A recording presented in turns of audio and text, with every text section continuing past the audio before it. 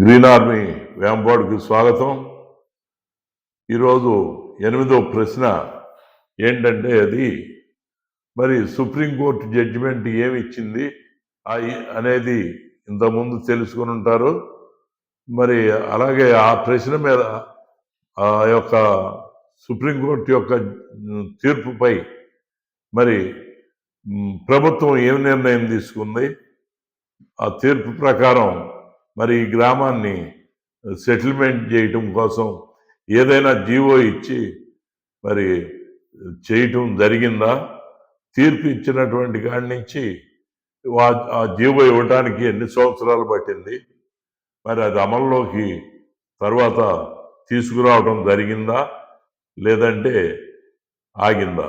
ఆ 430 జీవో ఇచ్చినటువంటి గవర్నమెంట్ అప్పుడు ఏ ప్రభుత్వం, అది తెలుగుదేశమా, అప్పుడు కాంగ్రెసా, ఇంకా వేరే ఏదన్నా మిమ్మల్ని ఈ యొక్క ప్రశ్నలో అడగటం జరిగింది.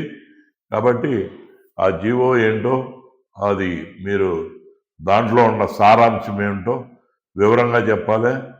చెప్తే మరి అందరికీ అర్థమవుతుందని కూడా చెప్తూ మరి సెలవు తీసుకుంటున్నాను. నమస్కారం.